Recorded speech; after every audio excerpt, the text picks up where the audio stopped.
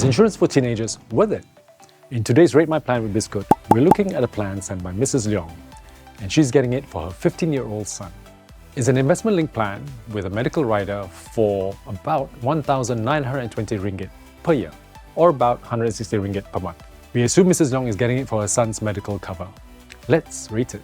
First, life protection. The basic plan provides 10,000 ringgit cover for life and total and permanent disability. It has no critical illness cover.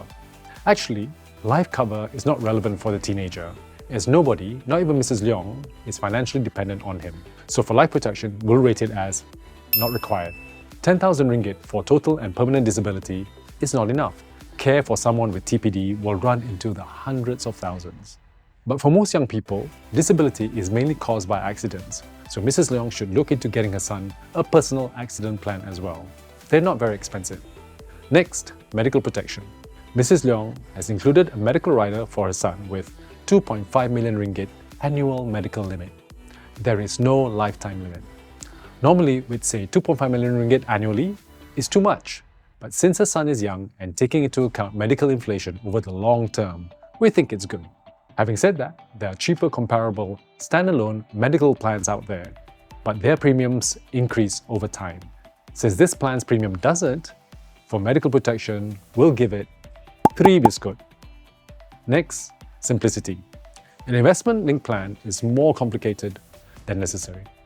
It's hard to determine the best funds to invest in, and they rarely provide better returns than a pure investment plan. Also, you need an agent to get it. So for simplicity, 1 biscuit. Finally, value. Mrs. Leong wisely got this plan for her son early, so he will benefit from a low, fixed premium and significant medical protection into the future. All in all, we're giving it 2 biscuit for value. One last thing, if you're a parent like Mrs. Leong, don't be overly eager to get an insurance-linked education plan. There are pure investment products that might serve you better. We'll get into this in more detail in a future episode. That's it for today.